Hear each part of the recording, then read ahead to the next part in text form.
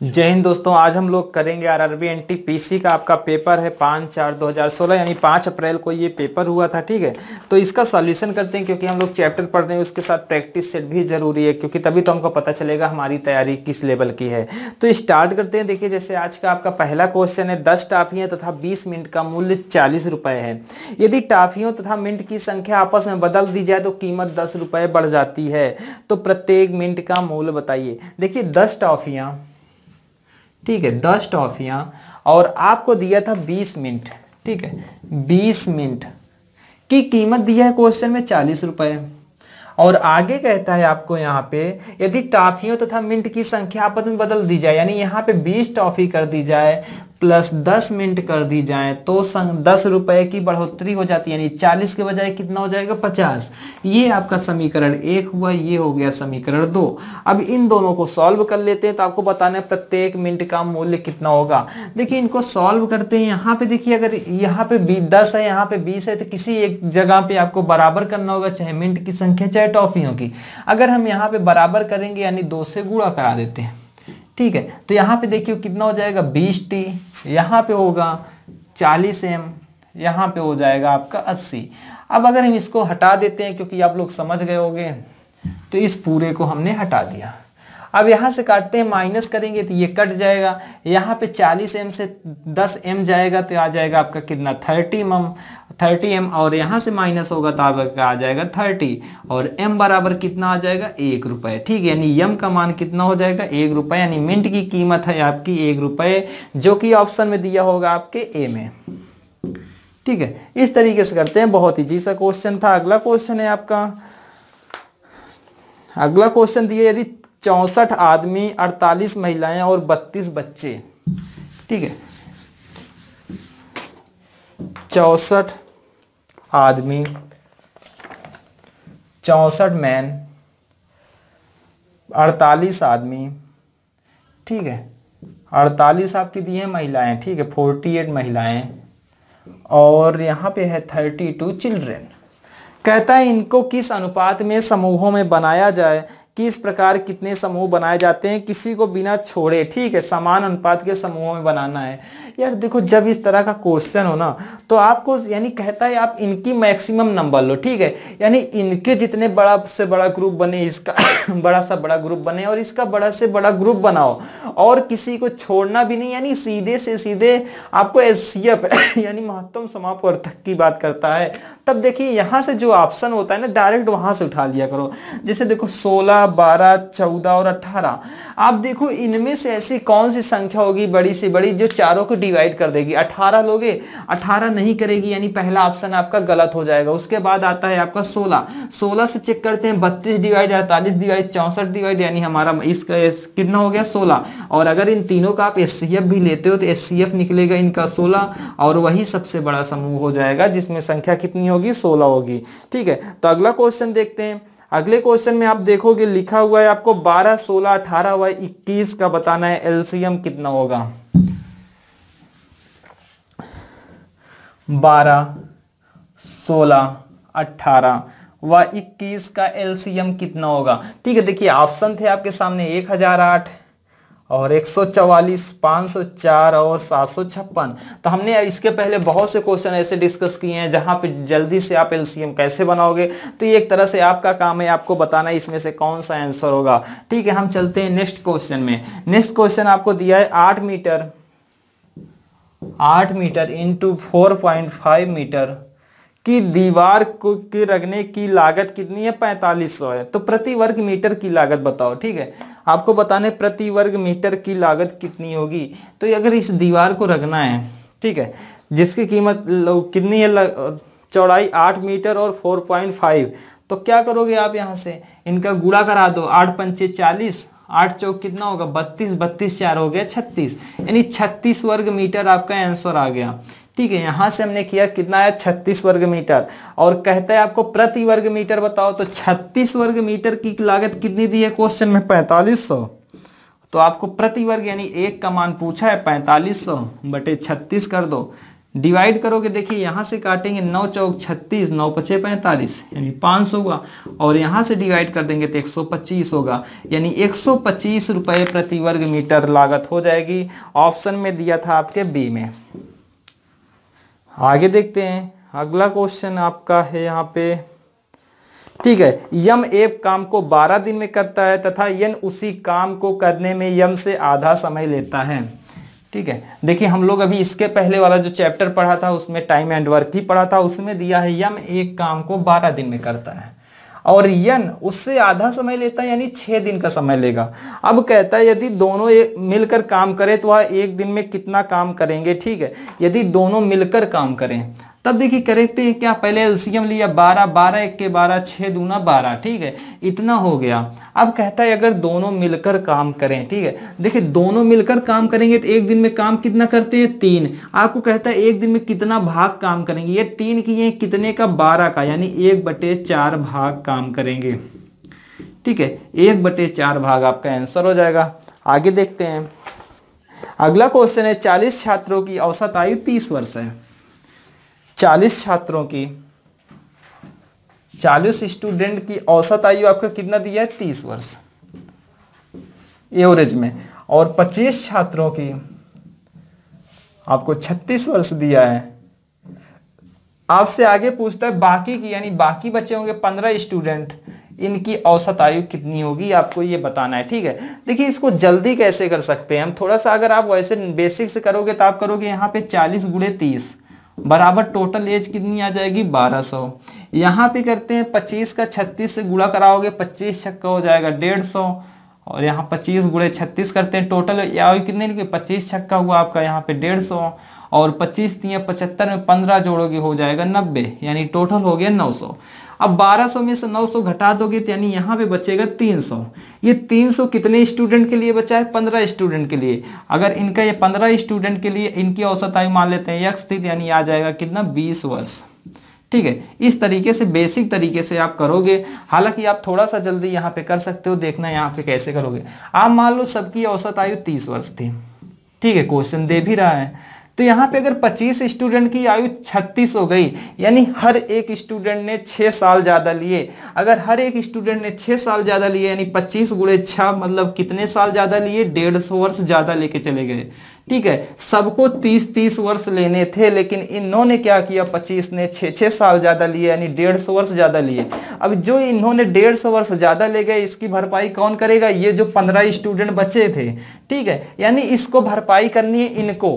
तो ये 15 स्टूडेंट कितना कम करेंगे 150 वर्ष, तो एक स्टूडेंट के हिस्से में कितना आएगा 10 वर्ष आएगा, ठीक है, यानी 10-10 वर्ष हर एक स्टूडेंट कम करेगा। और औसत आयु आप मान के कितना चले थे 30 है, 30 में से 10 कम कर दो यानी इनके हिस्से में आएगा 20 वर्ष, यानी इन 15 स्टूडेंट की औसत आयु कितनी हो जाएगी 20 वर्ष हो जाएगी। आप डायरेक्टली कर लोगे, ठीक है। तो आगे चलते हैं, 29 में देखिए क्या कहता है, 7 संख्याओं का योगफल कितना दिया है, 7 संख्याएं हैं जिनका योगफल टोटल दिया है आपको 1050।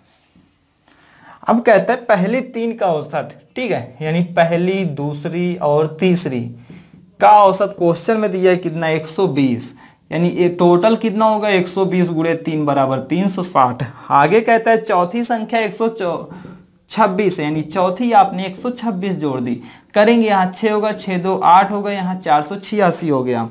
और तो कहता है अंतिम 3 संख्याओं का औसत 1050 में से 486 माइनस कर दो, यहाँ पे आएगा 4। अब देखिए यहाँ पे 4 हुआ, 4 में 14 हुआ, 14 में से 8 गया, यहाँ पे 6 हो गया, यहाँ पे आएगा 5 यानी आ गया टोटल 564, ठीक है। यहाँ पे जब आपका 564 आ गया तो आपसे कितनी संख्याएं बची थी 4 हो गई थी, अंतिम 3 का पूछा था, 3 से डिवाइड कर दो, 3 कितना होगा 3 1 के 3, आगे बचेगा आपका 26, 3 8 24, 3 8 24 यानी 188 होगा। ऑप्शन में था आपके सी में, ठीक है, यानी 188 आपको सी ऑप्शन में मिल जाएगा। इस तरीके से कर देंगे। आगे देखते हैं, दिया है आपको x = y + 23, ठीक है, और आगे दिया है x - 2y = 15। तो x का मान कितना होगा, ठीक है, x का मान कितना होगा आपको ये बताना था। तो इन दोनों समीकरणों को सॉल्व करते हैं, यहाँ से लेके देखिए यहाँ के अगर इसको x माइनस इधर कर लें, x - y बराबर हो जाएगा 23, ठीक है, इधर आ जाएगा y और इसको सॉल्व करेंगे तो यहाँ पे हम घटा देते हैं, माइनस होगा, ये प्लस होगा, ये माइनस होगा, ये कट जाएगा, ये माइनस वाई, ये प्लस 2y है, यहाँ पे बचेगा y और ये 23 में से 15 जाएगा, आपका आ जाएगा 8, यानी y का मान आ गया आपसे 8। और आपसे यहाँ पे x का मान पूछा है, जब y का मान 8 है तो आप इधर कर दोगे तो 23 में 8 जोड़ोगे 31 हो जाएगा, यानी x का मान हो गया 31, जो कि सी ऑप्शन में था। ठीक है, आगे देखते हैं। अगला क्वेश्चन है आपका, एक हाल 200 मीटर लंबा तथा 120 मीटर चौड़ा है। ठीक है, एक हाल है आपका जिसकी लेंथ दी है आपको 200 मीटर लंबा और ब्रेथ है उसकी 120 मीटर चौड़ा। अब कहता है हाल को ढकने के लिए 500 सेंटीमीटर इंटू 300 सेंटीमीटर के आकार की कितनी टाइल्स की जरूरत होगी। यार जब एक हाल होगा तो यानी उसकी टोटल क्षेत्रफल कितना होगा, 200 गुणे 120, यही तो होगा। और अगर इससे ढकना है आपको तो ये मीटर में, ये सेंटीमीटर है, तो इसको भी सेंटीमीटर बना लेते हैं। ये 200 था, इसमें भी 100 से गुणा करा लेते हैं, इनटू ये 120 था तो इसमें भी 100 से गुणा करा देते हैं। ठीक है, दो बार अब सारे के सारे सेंटीमीटर में हो गए, इससे उठा के डिवाइड कर देते हैं। ये 500 था, ये आपका 300 था और काटेंगे यहाँ से 0 से 0 ये गए, 0 से 0 ये गए, आगे बचेगा कितना, यहाँ से 12 दूनी कितना हुआ 24 और यहाँ पे कितना बच जाएगा, 12 दूनी 24, 1 2 3 0 है, नीचे भी कुछ बचा है 15। आगे सॉल्व करते 15 1 के 15, आगे होगा 9 यानी 15 छक्के 90 यानी 1600, यानी टाइल्स की संख्या कितनी हो जाएगी, 1600 टाइल्स लगेंगी अगर इस पूरे क्षेत्रफल को ढकना हो। और आपकी यहाँ पे किससे ढकना है, 500 सेंटीमीटर और 3 सेंटीमीटर के टिन से। ठीक है, तो कितना लगेगा, 1600 टाइल्स की जरूरत होगी। आगे देखते हैं, क्वेश्चन नंबर है आपका, दिया है 10 दर्जन बैग, 10 दर्जन बैग जिनकी कीमत दी है आपको 18,000 रुपए में खरीदे गए हैं। 10 दर्जन, देखो 10 दर्जन का मतलब क्या हुआ, 10 गुणे 12 यानी 120, यानी कैसे 10 12 यानी बराबर 120 बैग आपके खरीदे गए हैं 18,000 में।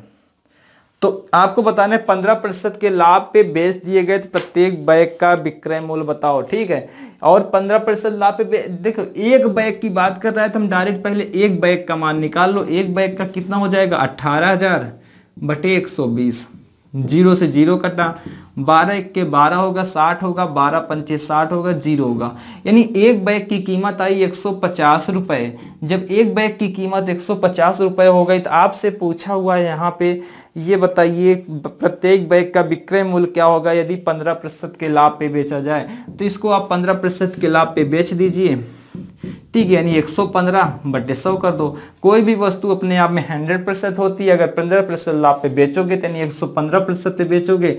यहाँ से काटोगे 25 चौका 100 और 25 छक्का 150 होगा, ये 2 हो जाएगा, यहाँ पे 3 आएगा। आगे सॉल्व करते हैं, 3 से करोगे यहाँ 5 होगा और यहाँ पे 3 1 के 3 1 4 आ गया और यहाँ पे 3 आया, 345 बटे 2, या कर देंगे यहाँ से 2 1 के 2 2 से 14 2 से 5 यानी 172.5।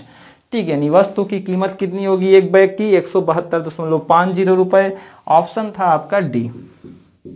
ठीक है, 172.50 रुपए। अब आइए अगला क्वेश्चन अपना देखते हैं।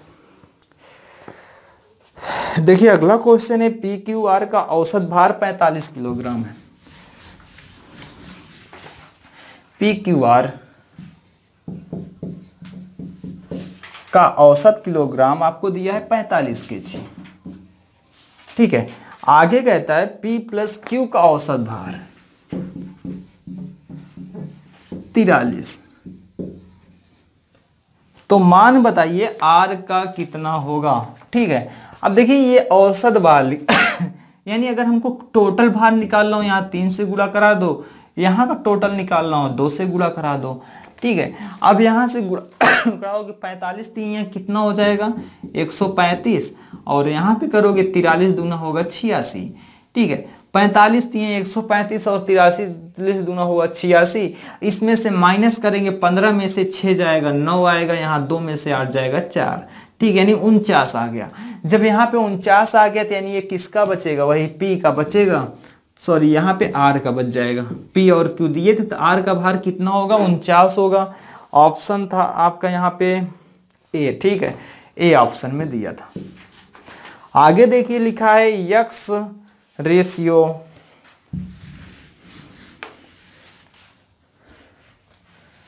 X ratio 1/18 proportional 3/5 proportional 5/9। ठीक है, तो ये देखिए इसको कैसे सॉल्व करेंगे। यहाँ से हमको इसको सॉल्व करना होगा, इसको लिख सकते हैं यक्स अपान 1/18। यहाँ से करेंगे 3 बार, इसके स्थान पे बराबर लगाते हैं, 3/5 बटे में करोगे 5/9। अब जब ये होगा 18 ऊपर चला जाएगा, यानी 18x हो गया। यहाँ पे क्या होगा 9 गुणे 3 और 5 गुणे 5। ठीक है, अब ये आगे सॉल्व करते हैं, 9 से काटोगे ये 2 बार चला जाएगा। ठीक है, और यानी यक्स का मान आ गया 3 गुणे बटे में। ठीक है, 9 से काटे 2 बार हुआ, ये 2 नीचे आ जाएगा, 2 पंचे 10, 10 पच्चे कितना होगा 50। ठीक है, यानी यक्स बराबर आ गया 3/50। पॉइंट लगाओगे 30 होगा, 0 बढ़ाओगे 300 होगा और डिवाइड कर दोगे 6, यानी 0.06 आपका आंसर आ गया। 0.06 था किस ऑप्शन में, आपको यहाँ पे 3/85 मिल रहा था। ठीक है, आपको ये सॉल्व करने की जरूरत ही नहीं थी, यानी 3/85 होगा। और आगे सॉल्व करोगे 0.06 हो जाएगा। चलते हैं आगे, अगले क्वेश्चन में लिखा है क्यू का वेतन पी के वेतन का 4/5 भाग है, जो 85,000 रुपये प्रति माह है। ठीक है, यानी क्यू का वेतन पी के वेतन का क्या है 4/5 भाग है, जो 85,000, यानी पी का वेतन दिया है क्वेश्चन में आपको 85,000, तो क्यू का वेतन क्या है 85,000 का 4/5 भाग है, 85,000 का 4/5 भाग है, क्यू का हो गया। और कहते हैं आर का वेतन क्यू के वेतन का 3/4 है, तो आर का वेतन क्यू के वेतन का 3/4, यानी इसका 85,000 के 4/5 का क्या होगा 3/4 होगा।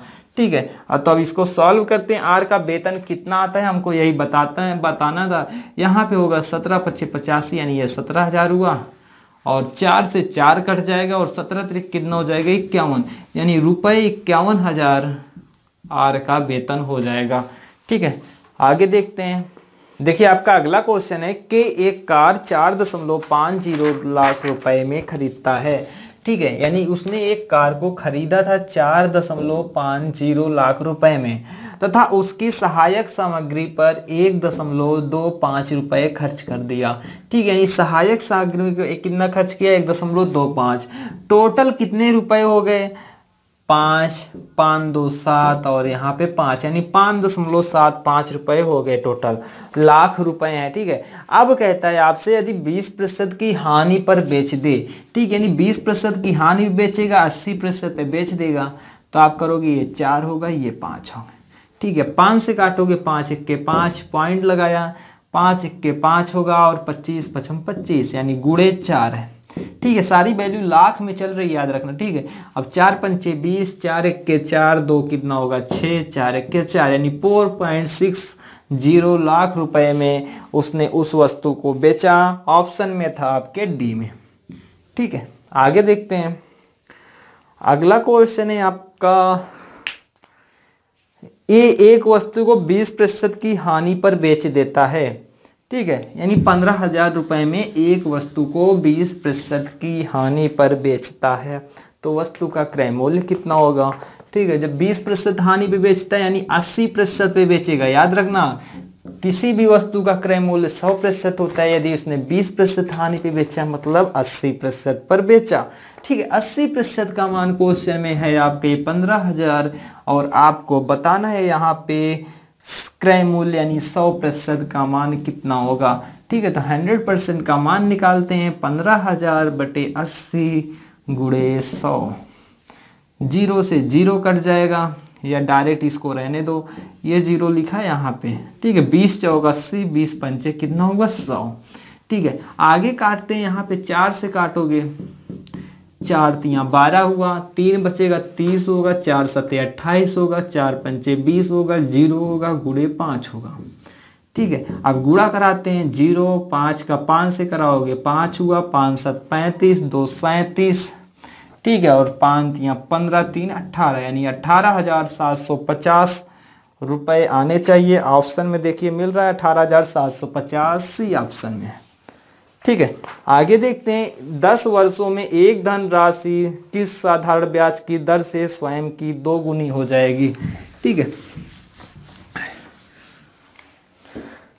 देखिए कहता है कि देखिए साधारण ब्याज की राशि मतलब क्या हुआ, पी मान लेते हैं इतना था, अब हो रहा है कितना 2 गुना, यानी ए का मान हो गया 2, ठीक है, यानी ए का मान कितना हो गया 2, ऐसे यानी मूलधन आपका 1 रुपये था, मिश्र धन हो गया 2 रुपया, यानी साधारण ब्याज कितना हो रहा है 1 रुपया। अगर हमको कोई भी फार्मूला ना पता हो तब कैसे करेंगे, देखिए SI = होता है PRT/100, ठीक है, हमने सब कुछ मान लिया है।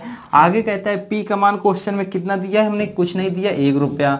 R निकालना था, T का मान आपको दिया होगा यहाँ पे 10 वर्षों में, ठीक है, /100।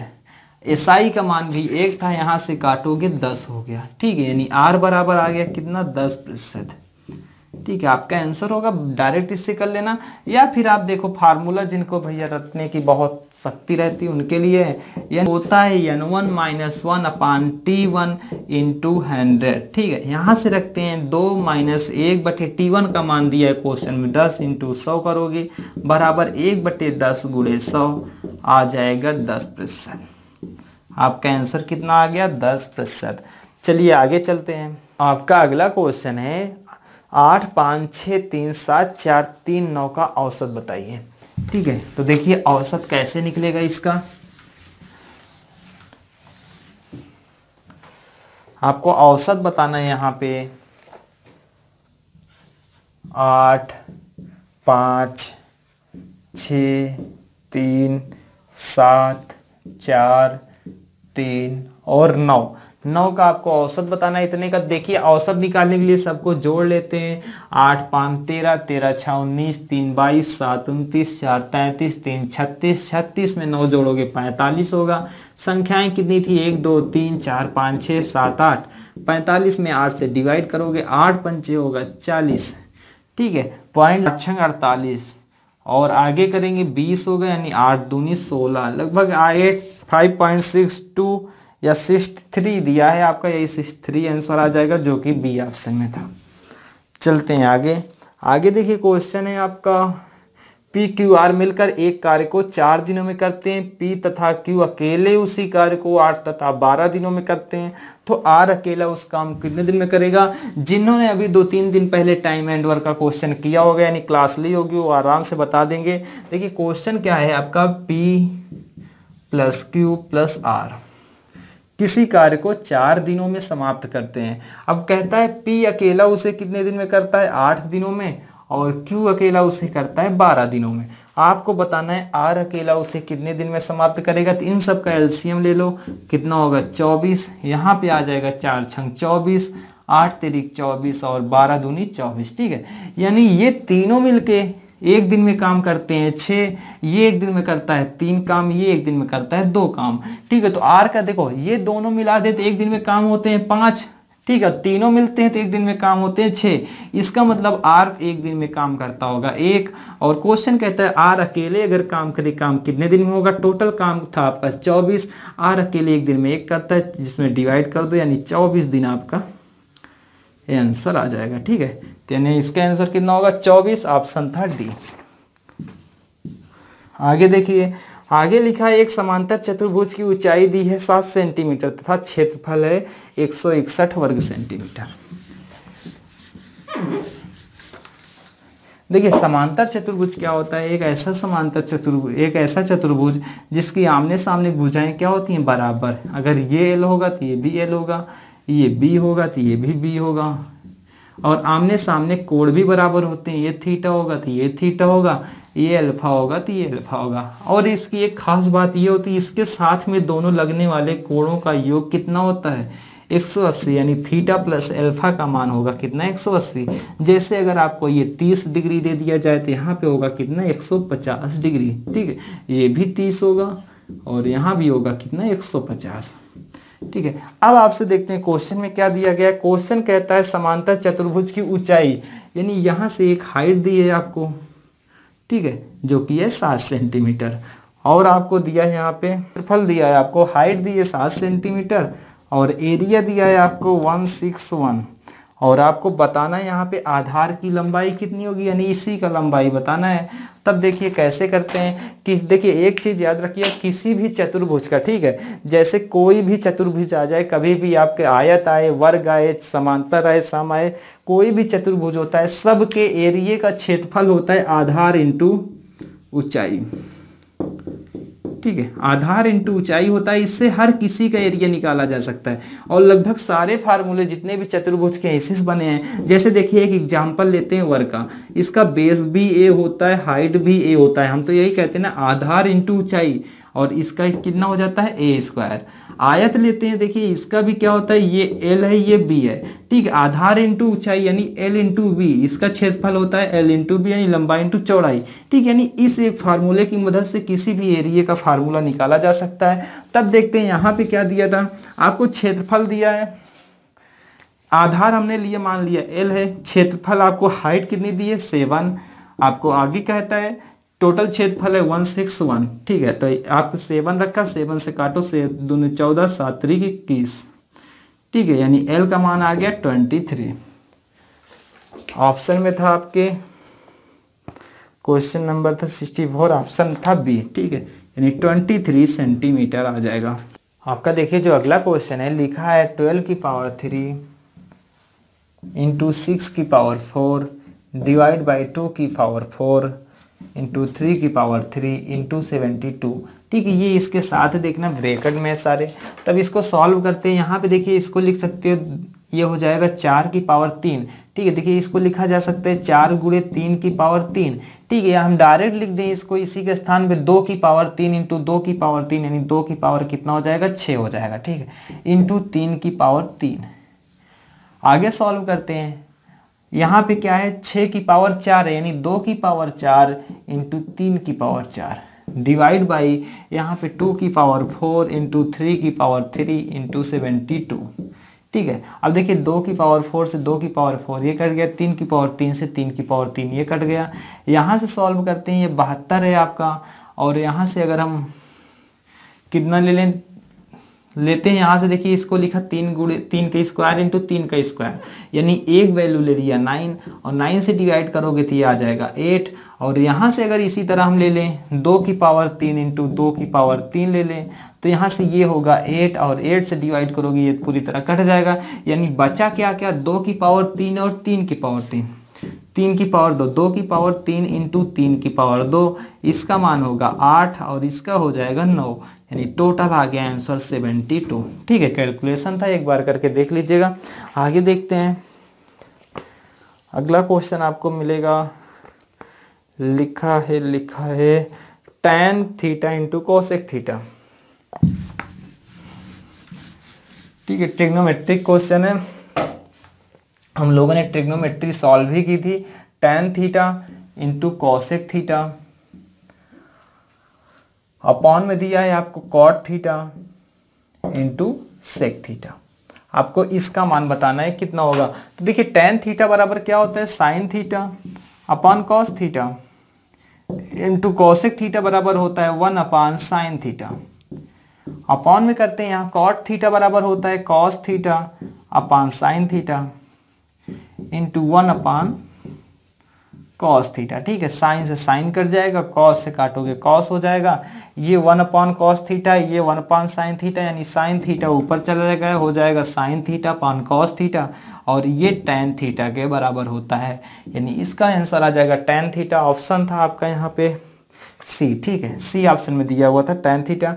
आगे दिया है आपको साइन 45, ये भी देखिए ट्रिग्नोमेट्रिक क्वेश्चन है, इजी क्वेश्चन है, sine 45 degree plus cos 45 degree का होल स्क्वायर। तो आपने पढ़ा होगा जी ए स्क्वायर है बी स्क्वायर है, डायरेक्ट इनका मान रख के भी निकाल सकते हो। साइन 45 का मान कितना है 1/√2 प्लस इसका भी मान कितना होगा 1/√2 का स्क्वायर हुआ, यहाँ से सॉल्व करोगे ये हो जाएगा 2/√2, का स्क्वायर और यहाँ से काटोगे √2 होगा, ठीक है, यानी √2 का स्क्वायर और इसका मान आएगा 2 ही आ जाएगा, ठीक है, यानी इसका मान 2 होगा, ऑप्शन था डी। आगे देखिए आपको लिखा है 75,000 रुपए पर 5% वार्षिक दर से 2 वर्ष का चक्रवृद्धि ब्याज कितना होगा, ठीक है, 2 वर्ष का चक्रवृद्धि ब्याज बताना है कितना होगा। देखिए आप इसको किया करिए फ्रैक्शन से, ठीक है, 5% की फ्रैक्शन कितनी होती है 1/20, यानी 20 रुपए होता तो 1 रुपए ब्याज मिलके मिलता 21, 2 वर्ष थे 2 बार गुणा करा दो, ठीक है, ये हो गया 400 रुपए, जो पी आएगा आपका मूलधन आ जाएगा, सॉरी मूलधन आया आपका 400 और मिश्र धन आया 441। लेकिन क्वेश्चन में इस मूलधन का मान दिया है 75,000, ठीक है, इसका मान दिया है आपको 70,000, यानी 400 का मान क्वेश्चन में है 70,000 के बराबर, तो 1 का मान कितना होगा 70,000 बटे 400, 0 से 0 काट दो, यहाँ पे हो गया, यानी 700/4 हो गया, 1 का मान इतना ही रख लेते हैं। आगे कैलकुलेशन में देखेंगे क्या करना है, चक्रवृद्धि ब्याज निकालना है। देखिए जब मूल धन आपका 400 है, आपका मिश्र धन आया 441, यानी आपको यहाँ पे ब्याज मिला होगा कितना 41 रुपए, यानी CI 41 रुपए यूनिट के हिसाब से मिला होगा। हमको एग्जैक्ट वैल्यू निकालना है, यानी 1 का मान है 700/4, ठीक है, तो इस 41 का मान क्या होगा 41 से गुणा करा दो, यहाँ से काटोगे 4 1 के 4, ये हो जाएगा 30, 4 7 28, 4 5 20, ठीक है, गुणे 41, और इसका जब गुणा कराएंगे तो आपका ऑप्शन आएगा यहाँ पे, ठीक है, 7175 आना चाहिए। देख लेते हैं एक बार, 5 1 के 5, किसी ऑप्शन में 5 है, सब में है, तो गुणा कराने पड़ेगा, ठीक है। हम देखो गुणा कराते हैं, 175 गुणे पहले 40, ठीक है, इसका गुणा करा लेते हैं, फिर 175 जोड़ देंगे इसी में, करते हैं यहाँ पे 0, 4 5 20, और होगा 4 7 28, 2 30, 4 1 के 4, 3 7, ठीक है, 7,000 हुआ प्लस 175 जोड़ दो, यानी आंसर आ जाएगा 7,175, ठीक है, आंसर आया आपका 7,175, ऑप्शन था आपका यहाँ पे ए।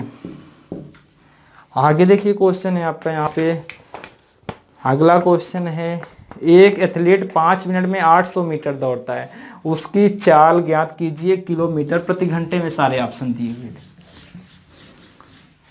देखिए जब भी आप क्या करते हो, किलोमीटर प्रति घंटे से वैल्यू बदलते हो मीटर प्रति सेकंड में, तो आप 5/18 से गुणा कराते हो, और जब भी मीटर प्रति सेकंड से किलोमीटर प्रति घंटे में वैल्यू बदलते हो, ठीक है, तो 18/5 से गुणा कराते हो। अब क्वेश्चन कहता है आपसे 5 मिनट में 800 मीटर दौड़ता है, स्पीड बराबर होता है आपका डिस्टेंस अपॉन टाइम।